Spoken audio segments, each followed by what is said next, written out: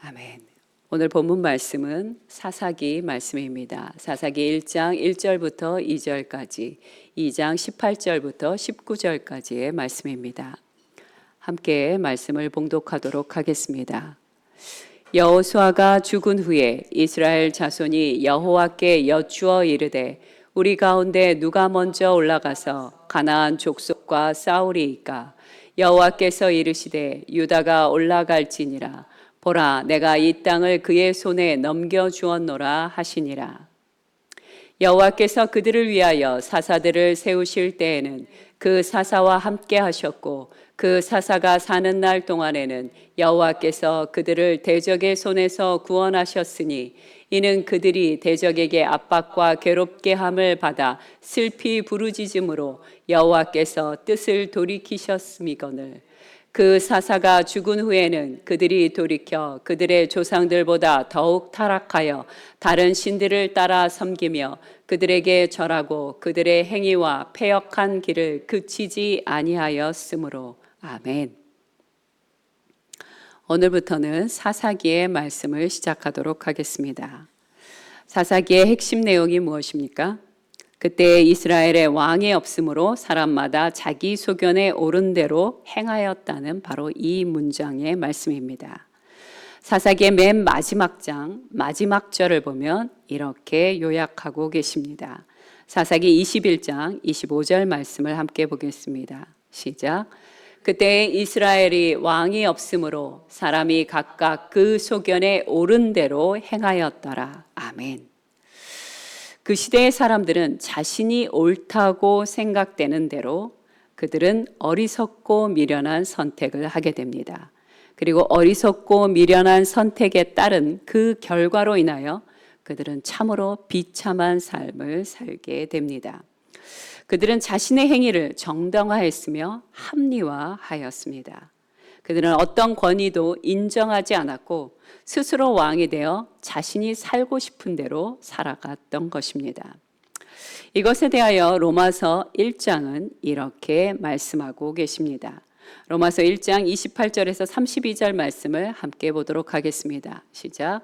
또한 그들이 마음에 하나님 두기를 싫어하며 하나님께서 그들을 그 상실한 마음대로 내버려 두사 합당하지 못한 일을 하게 하셨으니 곧 모든 불의, 추악, 탐욕, 악의가 가득한 자요 시기, 살인, 분쟁, 사기, 악독이 가득한 자요 수군수군하는 자요 비방하는 자요 하나님께서 미워하시는 자요 능욕하는 자요 교만한 자요 자랑하는 자요 악을 도모하는 자요 부모를 거역하는 자요 우매한 자요 배악하는 자요 무정한 자요 무자비한 자라. 그들이 이 같은 일을 행하는 자는 사형에 해당한다고 하나님께서 정하심을 알고도 자기들만 행할 뿐 아니라 또한 그런 일을 행하는 자들을 옳다 하느니라. 아멘. 그런데 이 로마서 1장에 나오는 이 모든 말씀들이, 이 모든 모습들이 우리는 전혀 낯설지 않다는 것입니다. 왜 그렇습니까? 예수 그리스도를 왕으로 모시지 않고 그리고 하나님을 그 마음에 두기를 싫어하는 모든 시대의 모든 인생들은 다 이와 동일한 죄의 상태에 머물러 있기 때문에 우리는 이 모습이 조금 더 낯설지 않은 것입니다. 우리는 사사기를 통해 내 소견에 옳은 대로 살아가고 있는 그 사람들의 죄의 결과가 무엇인지를 앞으로 면밀히 살펴보게 될 것입니다. 물론 이스라엘 백성들도 늘 이렇게 살았던 것은 절대 아닙니다. 그들도 하나님께 헌신하고 순종하고자 했던 열정이 있던 때가 있었습니다. 문제는 그 결심이 오래가지 않았고 시간이 지나면서 퇴색되었으며 불순종으로 말미암아 그들의 삶이 무너졌다는 것이 문제입니다. 우리는 사사기에 나타나는 그들의 실패 혹은 성공을 통해 진리와 구원의 길을 찾아보고자 합니다. 먼저 사사기 1장에 보면 여호수아라는 이름이 등장하게 됩니다. 사사기 1장 1절 초반절에 여호수아가 죽은 후에 라고 그렇게 기록이 됩니다. 여러분, 여호수아가 살아있을 때와 여호수아가 죽음으로 말미암은 그것이 한 시대를 나누게 됩니다. 여호수아가 죽자마자 바로 사사기의 시대가 도래하게 된 것입니다. 여호수아는요, 여호수아서 24장에서 백성들에게 최후의 도전을 하는 모습을 우리에게 보여줍니다. 여호수아는 어떤 사람입니까? 애굽에서 종노릇할 때부터 그는 그곳에서 살았던 사람입니다. 그는 모세와 함께 출애굽의 모든 과정들을 경험했고, 그리고 모세의 비서로서 그는 지도자 코스를 제대로 밟아가며 하나님 앞에 순종했던 순종의 사람이었습니다. 그의 인생은 완전했고 만족했고 참으로 마지막 순간까지 하나님의 사람으로서의 최선을 다하는 모습을 우리에게 보여줍니다. 그는 이스라엘 백성에 대한 어떤 환상도 없었습니다. 그는 이스라엘 백성들의 연약함을 알고 있었고, 그들의 패역함을 알고 있었고, 그들의 거역의 근성을 누구보다 잘 알고 있는 사람이었습니다. 그러므로 그는 이스라엘 백성 앞에 담대하게 선포합니다. 여호수아서 24장 13절 말씀을 함께 보도록 하겠습니다. 시작. 내가 또 너희가 수고하지 아니한 땅과 너희가 건설하지 아니한 성읍들을 너희에게 주었더니 너희가 그 가운데에 거주하며 너희는 또 너희가 심지 아니한 포도원과 감람원의 열매를 먹는다 하셨느니라. 자, 이것은 여호와 하나님께서 이스라엘 백성에게 약속하셨던 그 약속의 땅에 들어가게 될 때 허락하셨던 축복의 말씀입니다. 하나님께서 이 모든 언약의 말씀을 그들에게 다 허락해 주셨습니다. 이것에 대해서 여호수아는 아주 당당하고 담대하게 이스라엘 백성들에게 말하고 있는 것입니다. 그러면서 그는 이렇게 도전합니다. 여호수아서 24장 14절 초반절 말씀만 함께 읽겠습니다. 시작. 그러므로 이제는 여호와를 경외하며 온전함과 진실함으로 그를 섬기라. 이것이 바로 여호수아가 이스라엘 백성들에게 간절히 원하는 요청이었습니다. 여호수아는요, 백성들에게 진정한 선택을 하게 될 것을 요구하고 있습니다. 이제는 오직 여호와 하나님만을 섬겨라. 너희의 진심을 다하여 여호와를 경외할지어다. 너희 열조가 강 저편에서 섬겼던 애굽에서 섬겼던 신들을 제하여 버리고 오직 여호와 하나님 한 분만을 섬겨라. 그렇게 당부하고 있는 것입니다. 이런 여호수아의 요구에 대하여 이스라엘 백성들은 구구절절히 설명을 하며 답변을 합니다. 근데 이것을 다 읽기에는 너무 기니까 줄여서 여호수아서 24장 18절 후반절 말씀만 함께 보도록 하겠습니다. 시작. 우리도 여호와를 섬기리니 그는 우리 하나님이시니이다. 자, 이스라엘 백성들이 첫 번째 대답했던 것은 무엇이냐면요. 무슨 말씀입니까? 여호와 하나님이 우리의 하나님이십니다. 그러니 우리는 당연히 여호와 하나님을 섬길 것입니다. 라고 그렇게 이야기를 합니다. 그런데 이런 이스라엘 백성들의 약속에 대하여 여호수아는 아주 냉정하고 냉철하게 반응을 합니다. 여호수아서 24장 19절에서 20절까지의 말씀을 함께 보도록 하겠습니다. 시작. 여호수아가 백성에게 이르되 너희가 여호와를 능히 섬기지 못할 것은 그는 거룩하신 하나님이시요 질투하시는 하나님이시니 너희의 잘못과 죄들을 사하지 아니하실 것임이라. 만일 너희가 여호와를 버리고 이방 신들을 섬기면 너희에게 복을 내리신 후에라도 돌이켜 너희에게 재앙을 내리시고 너희를 멸하시리라 하니. 여호수아가 이스라엘 백성들을 향하여 아주 단호하고 냉철하게 말하고 있습니다. 뭐라고 말했습니까? 너희가 능히 여호와를 섬기지 못할 것이다.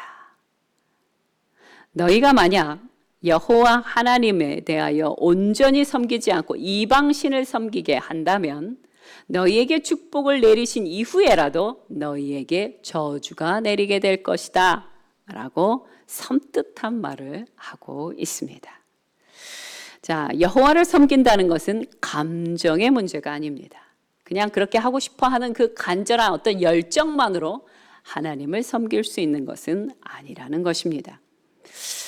자, 여호수아가 이렇게 이야기를 하자 백성들은요, 아까 처음에 대답했던 것보다 훨씬 더 간결한 대답을 하게 됩니다. 여호수아서 24장 21절 말씀 함께 보겠습니다. 시작. 백성이 여호수아에게 말하되 아니니이다. 우리가 여호와를 섬기겠나이다. 아닙니다. 우리는 여호와를 섬기겠습니다. 라고 아주 단촐하게 대답을 합니다. 백성들은 겸손하고 두려운 마음으로 책임 있는 선택을 해야만 합니다. 그러나 이런 대답에도 여호수아는 만족하지 않습니다. 그는 백성들의 아주 악한 습성, 어떤 습성이요?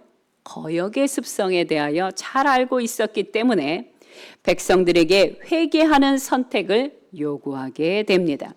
여호수아서 24장 23절 말씀을 함께 보도록 하겠습니다. 시작. 여호수아가 이르되 그러면 이제 너희 중에 있는 이방 신들을 치워버리고 너희의 마음을 이스라엘의 하나님 여호와께로 향하라 하니. 아직도 여전히 이스라엘 백성들 안에 이방의 우상들이 있었던 것을 볼 수 있습니다. 여호수아는 뭐라고 얘기합니까? 너희가 정말 진심으로 그렇게 여호와를 섬기겠다면 너희 안에 남겨져 있는 이방의 우상신들을 제하여 버릴지어다. 회개에 합당한 열매를 맺을지어다 라고 요청하고 있습니다. 회개는 감정이나 말로 하는 것이 절대 아닙니다. 행동으로 보여주는 것이 회개입니다. 마태복음 3장 8절 말씀 확인해 보도록 하겠습니다. 시작. 그러므로 회개에 합당한 열매를 맺고, 회개에 합당한 열매가 맺혀질 때 우리는 그것을 회개라고 말하는 것입니다.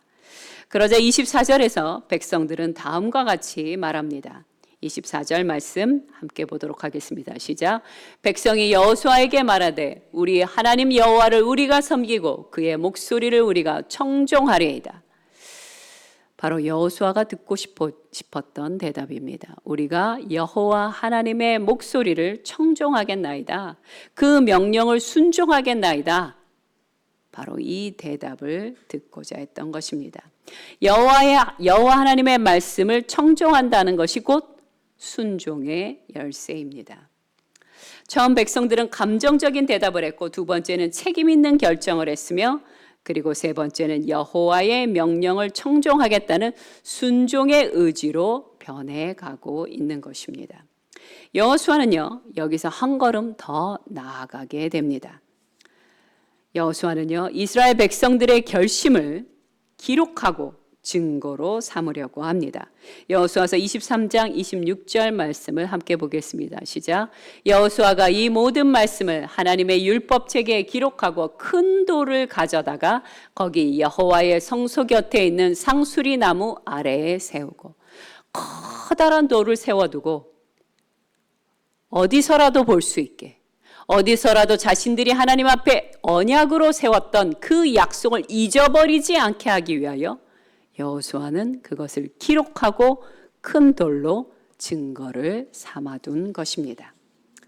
자, 이렇게까지 했으면 이제 이스라엘 백성들은요, 하나님이 허락하신 약속의 땅 가나안 땅에서 하나님의 말씀에 순종함으로 행복하게 삶을 영위하기만 하면 되는 것입니다. 우리가 동화에서 보았던 것처럼 맨 마지막에 어떻게 나옵니까? 그러므로 왕자님과 공주님은 행복하게 살았습니다. 그런데 그것은 동화에서만 나오는 것이고요. 사사기는 전혀 그렇지가 않습니다. 현실은 전혀 그렇지 못했습니다. 여호수아와 백성들의 아름다운 헌신과 언약은 그들은 언약과는 전혀 다른 결과로 방향이 틀어지게 됩니다. 그들은 아름다운 끝을 맺지 못했고 어둡고 암울한 그저 약간의 성공만이 비춰지는 슬픈 이야기들로 사사기가 기록되는 것을 볼 수 있습니다. 하나님께서는 이스라엘 각 지파에게 분명히 명령하셨습니다. 뭐라고 명령하셨냐면요, 너희는 이방 족속을 쫓아내고 우상의 산당을 회파해버리라고 명령하셨습니다. 그런데 어떤 일이 벌어졌냐면요, 사사기 1장 19절 그리고 21절, 27절 후반절 말씀들만 함께 보도록 하겠습니다. 시작.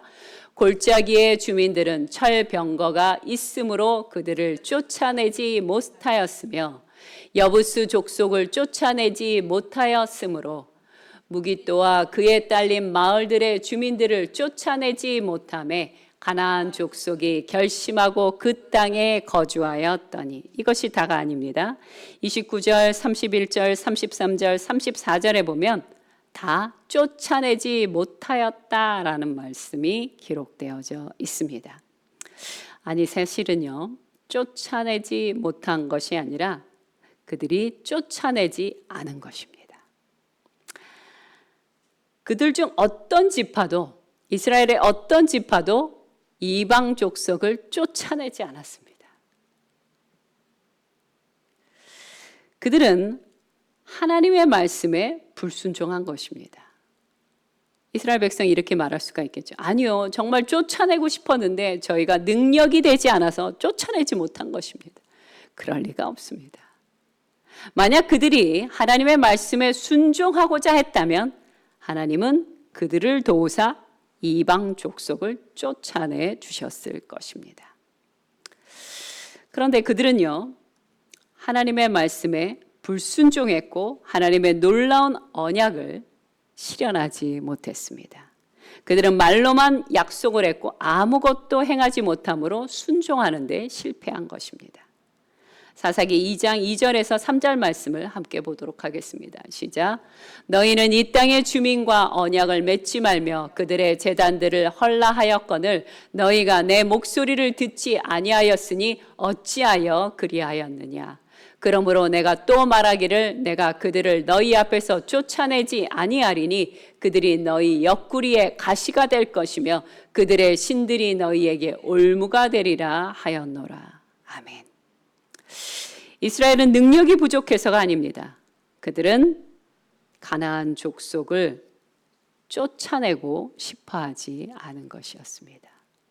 그들은 도대체 왜 이방 족속들을 쫓아내고 싶어하지 않은 것일까요? 이유가 있습니다.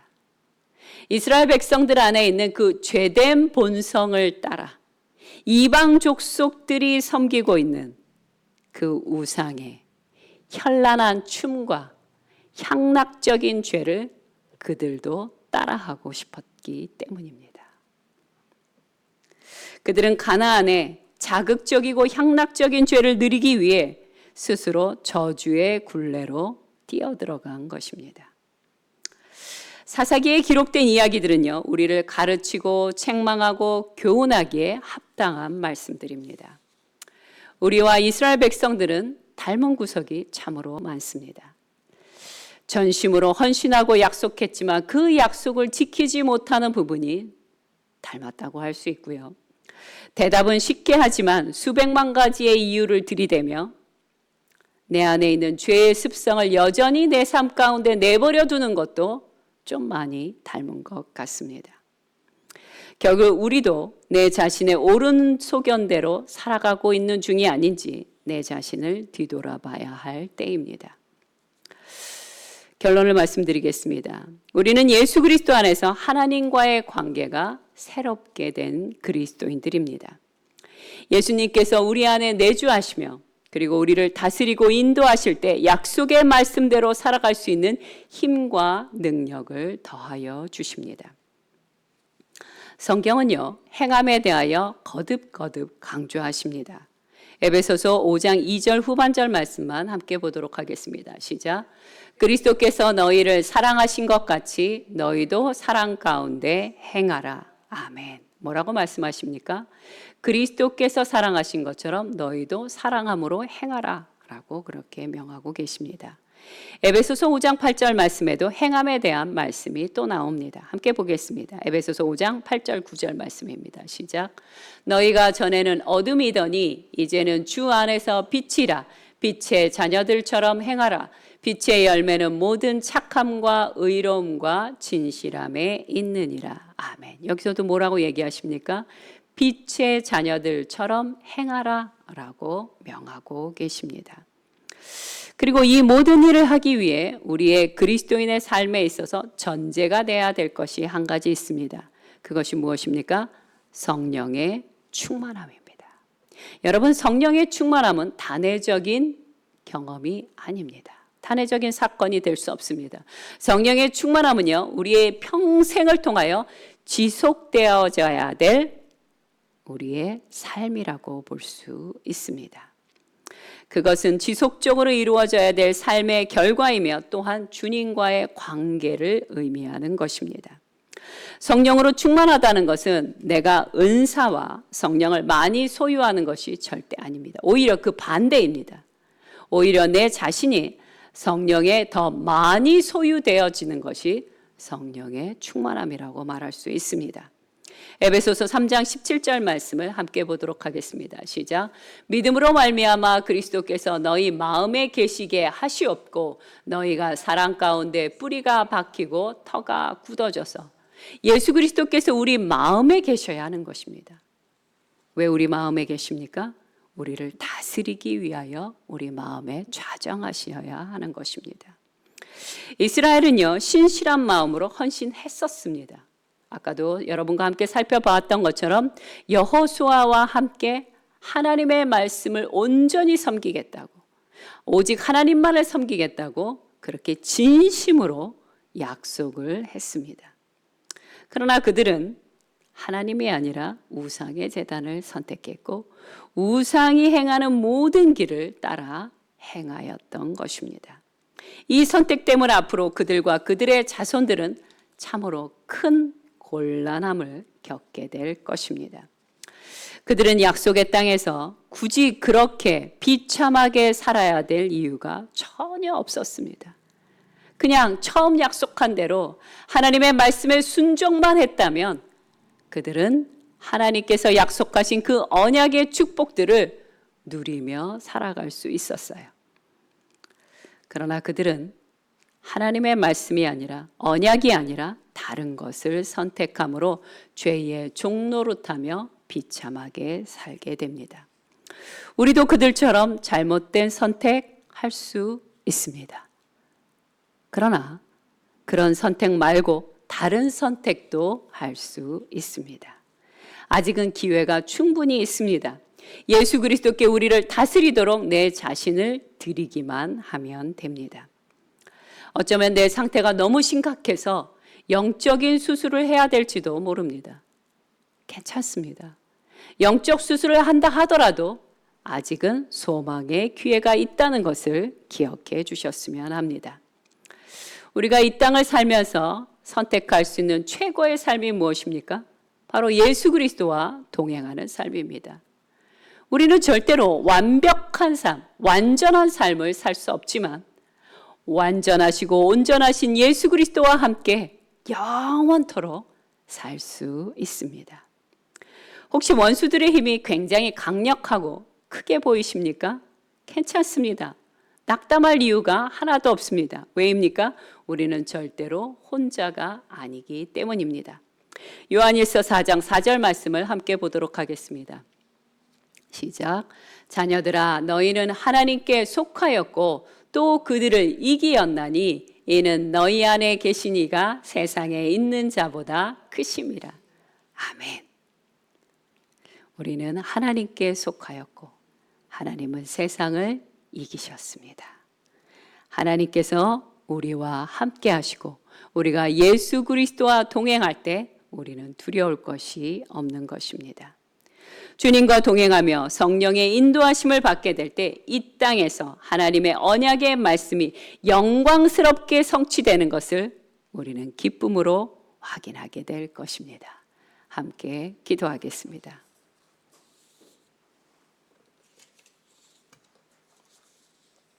첫 번째 기도하고자 하는 것은 이것입니다.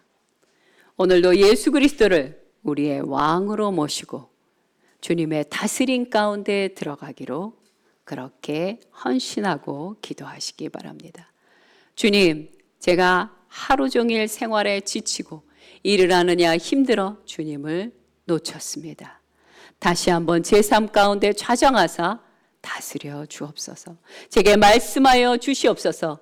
제가 주님의 음성을 청종하고 순종하겠나이다. 그렇게 헌신하는 기도를 함께 드리고자 합니다. 함께 기도하겠습니다.